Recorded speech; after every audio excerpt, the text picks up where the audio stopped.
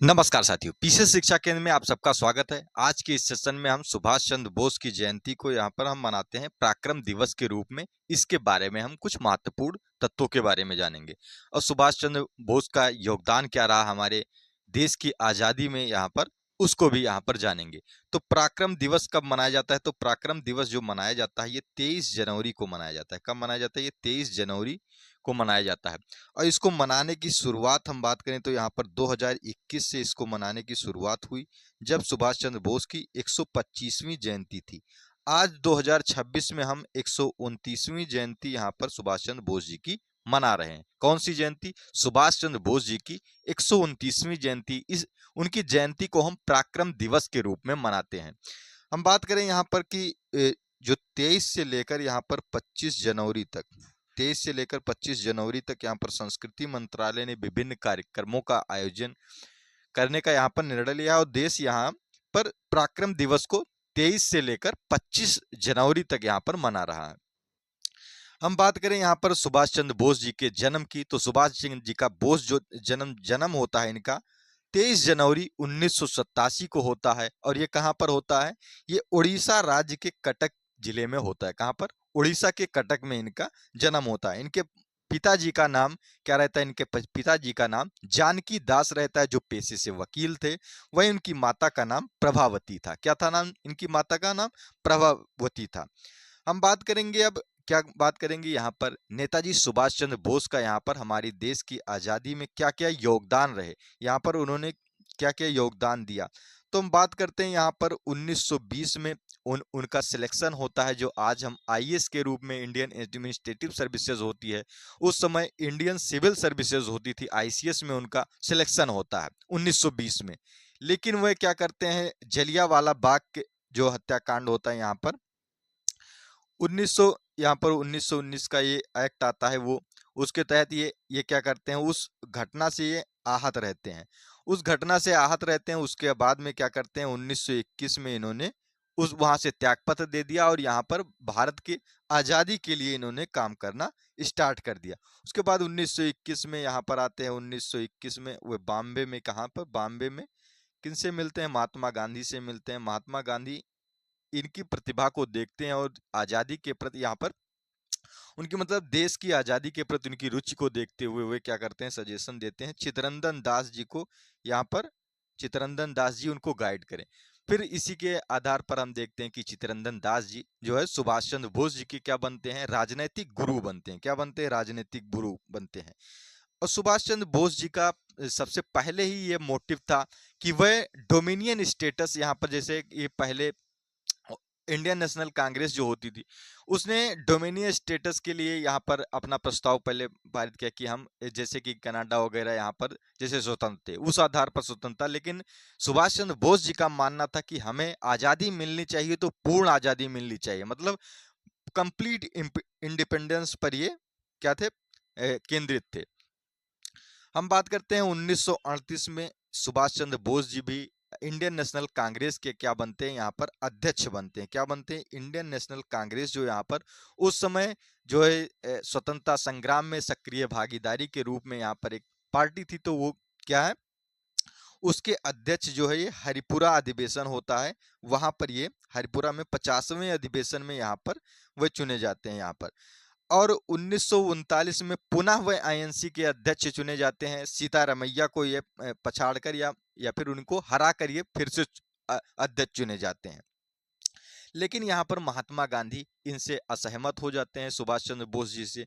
उनकी जो यहाँ पर जैसे पद्धतियाँ थी, यहाँ पर आज़ादी को लेकर जो पद्धतियाँ थी, यहाँ पर सुभाष चंद्र बोस जी का पद्धति था कि वह सशस्त्र संग्रह, अगर उनका कहना था कि सरकार को एक बार मौका दिया जाना चाहिए।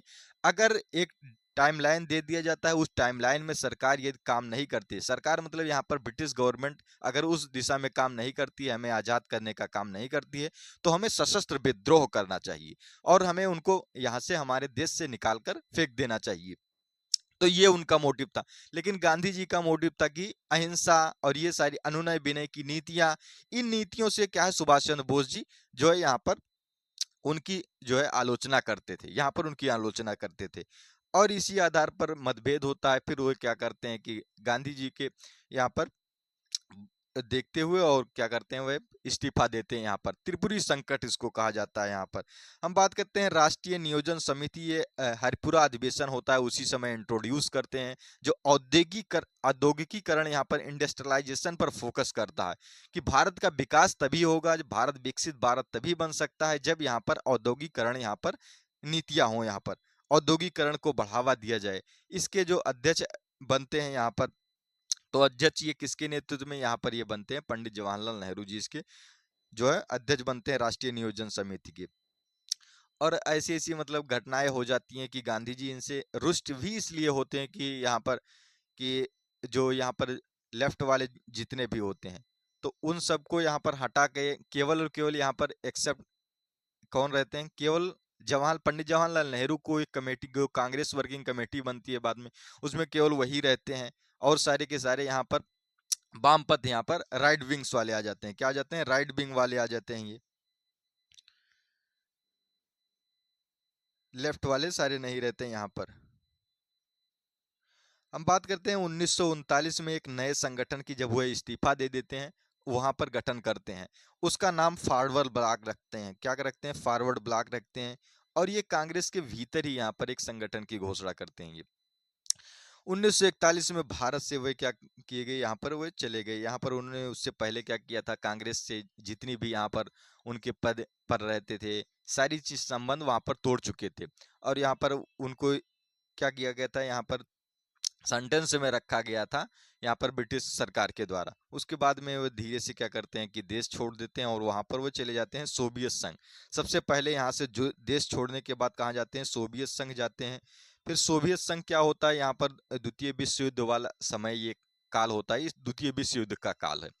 तो इस समय क्या करता है, जो यूएसएसआर होता है, यूएसएसआर वो कहाँ ऐड हो जाता है, वो भी मित्र राष्ट्रों के साथ यहाँ पर लग जाता है युद्ध में। तो मित्र राष्ट्रों के साथ युद्ध में लड़ा तो भाई सुभाष चंद्र, यहाँ पर हमारी कोई वही नहीं रह गई, क्योंकि सुभाष चंद्र बोस जी का ये मानना था, मतलब ये इस मोटिव से वह देश से गए थे कि हम अपने दुश्मनों के साथ मिलकर हम इसको यहाँ से ब्रिटिश सरकार को उखाड़ कर फेंकेंगे।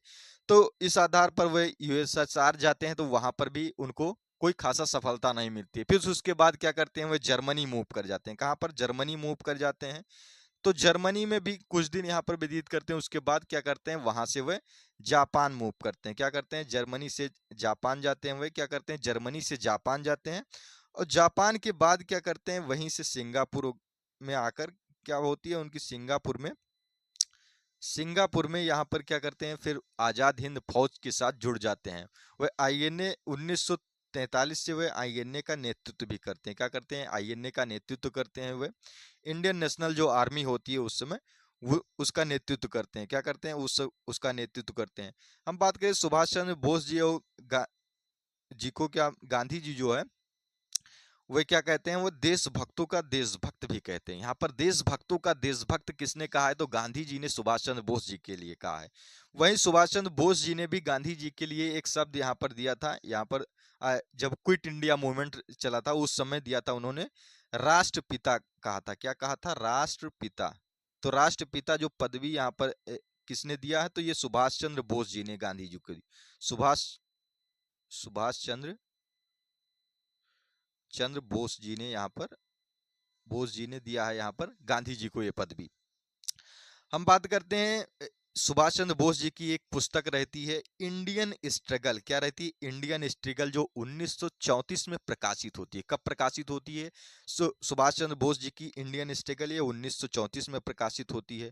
और इसमें क्या है, गोल्ड में सम्मेलन में जो यहाँ पर गांधी जी भागीदार करते हैं, उनका नेतृत्व जो रहता है, वो उनके नेतृत्व पर वे प्रश्न उठाते हैं और कहते हैं कि गांधी जी की बात तब सुनी जाती जब वो हिटलर जैसी वाणी बोलते। क्या कहते, हिटलर और मुसोलिनी जैसी वाणी बोलते तो उनकी बातों को अच्छी तरीके से सुना जाता। इसलिए उन पर, उनके नेतृत्व पर असहमत रहते हैं। हालांकि उन्होंने इस किताब में जो है दांडी मार्च और नमक जैसे सत्याग्रह की तुलना यहाँ पर नेपोलियन के पेरिस मार्च से की है। नेपोलियन का जो पेरिस मार्च था उससे यहाँ पर तुलना कराया है इन्होंने, नेपोलियन के पेरिस मार्च से यहाँ पर तुलना कराया है। और गांधी जी को सुभाष चंद्र बोस जी ने क्या कहा था, राष्ट्रपिता, राष्ट्रपिता की उपाधि दी थी। चित्तरंजन दास इनके पॉलिटिकल यहाँ पर गुरु थे। आजाद हिंद फौज की स्थापना 1942 में मोहन सिंह के नेतृत्व में होती है। किनके नेतृत्व में? मोहन सिंह के नेतृत्व में, जो कि जापानी सेना के द्वारा यहाँ पर क्या था, जापानी सेना के द्वारा जो भारतीय युद्धबंदी थे उनके थ्रू यहाँ पर इसका गठन होता है। यहाँ पर पहला चरण जो रहता है, मोहन सिंह इसका नेतृत्व करते हैं आईएनए का।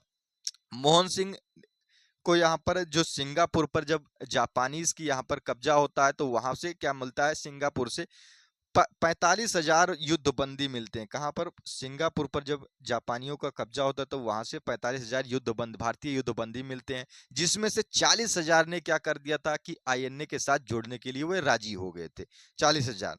हम बात करते हैं दूसरे चरण की, तो दूसरा चरण जो है सुभाष चंद्र बोस जी से जुड़ा है। दूसरा चरण जब नेतृत्व करते हैं ये 2 जुलाई 1943 से, यहीं से क्या करते हैं, जो वह मलाया, बर्मा, सिंगापुर के जो युद्धबंदी रहते हैं ये सभी क्या जुड़ते हैं, ये जुड़ते हैं सुभाष चंद्र बोस जी के साथ, और एक बड़ी आर्मी का यहाँ पर निर्माण होता है। और वो क्या करती है, वो ब्रिटिश सरकार के खिलाफ यहाँ पर एक सशस्त्र विद्रोह करने का पूरा पुरजोर यहाँ पर प्रयास करती है। और अस्थायी सरकार के रूप में यहाँ पर अक्टूबर 1943 में सिंगापुर में अस्थायी सरकार, एक नॉन परमानेंट गवर्नमेंट यहाँ पर स्थापित करने का सबसे पहले जो स्वतंत्र भारत का यहाँ पर सरकार बनती है, तो ये सुभाष चंद्र बोस जी के द्वारा ही इसको बनाया जाता है। सुभाष चंद्र बोस जी जो है सबसे पहला सरकार यहाँ पर बना देते हैं। हम बात करते हैं 1941 में, तो ये सारी चीजें यूएसएसआर गए, जर्मनी गए, फिर जापान, फिर सिंगापुर, यहीं से इनका जो है सिंगापुर के बाद जो यहाँ पर इनका जो एक जो इनकी टुकड़ी होती है, बटालियन होती है, शहनवाज खान के यहाँ पर नेतृत्व में यहाँ पर जो लड़ने जाती है 1940 में, जब इन्होंने राष्ट्रपिता यहाँ पर गांधी जी से बात किया था तार संचार पर, और कहा था, आशीर्वाद मांगा था कि आखिरी लड़ाई हम अपने देश के लिए लड़ने जा रहे हैं। क्या करने जा रहे हैं? आखिरी लड़ाई। वहीं पर जापानी फौज के साथ जो आजाद हिंद फौज थी, तो आजाद हिंद फौज की सैनिक भारत बर्मा सीमा पर हमला करने का यहाँ पर कोशिश करती है पूरा, और लेकिन यहाँ पर क्या होता है, जापानी सैनिक यहाँ पर पीछे हट जाते हैं। क्या हो जाते हैं? जापानी सैनिक पीछे हट जाते हैं और भारतीय सैनिकों के साथ वे दुर्व्यवहार भी करते हैं। इसी के आधार पर देखा जाता है कि यहाँ पर इस युद्ध में जो है विफलता मिलती है। क्या मिलती है? विफलता मिलती है। लेकिन यहाँ पर विफलता मिलती है, और क्या किया जाता है, जो भी यहाँ पर जो आईएनए के जो भी यहाँ पर सैनिक होते हैं उनको युद्धबंदी बनाकर फिर से भारत लाया जाता है। क्या लाया जाता है? भारत लाया जाता है। फिर इन्हीं पर जो है यहाँ पर लाल किले का मुकदमा यहाँ पर चलाया जाता है। हालांकि इस मुकदमे का फिर भारत में पुरजोर विरोध होता है, और इसी के बाद जो है 1944 से ये तय हो गया था कि यहाँ पर जो है एक राट यहाँ पर जो है शक्ति जो ये नहीं रह गई। जो ब्रिटिश हुकूमत है यहाँ पर, अब उसको छोड़ना यहाँ पर अवश्य हो गया कि हाँ उनको छोड़ना ही पड़ेगा, क्योंकि यहाँ पर देखा जा रहा है कि जैसे सुभाष चंद्र बोस जी ने, भले वह युद्ध तो हार गए थे यहाँ पर, लेकिन उन्होंने ये साबित कर दिया था कि हम सक्षम हैं आपको अपने देश से निकालने के लिए। तो यहीं पर क्या हो जाता है, उसके बाद से फिर इसी के बाद से सुभाष चंद्र बोस जी का कोई भी यहाँ पर उनका डायलेमा यहाँ पर यही रहता है कि उनको मिलता नहीं है कोई, कि यहाँ पर कि उनके साथ हुआ क्या इसके बाद, जो 1944 के बाद उनके साथ हुआ क्या। हमारी सरकार ने भी ऐसा कोई प्रयास नहीं किया है कि उनके साथ हुआ क्या इसको खोजा भी ना जाए।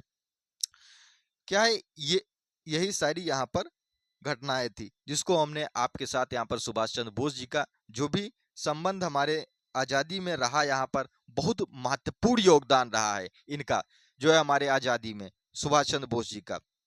तो आशा करता हूं कि ये जानकारी छोटी सी आप लोगों को पसंद आई होगी। ये जानकारी पसंद आई, इसको लाइक, सब्सक्राइब और शेयर जरूर करें। धन्यवाद।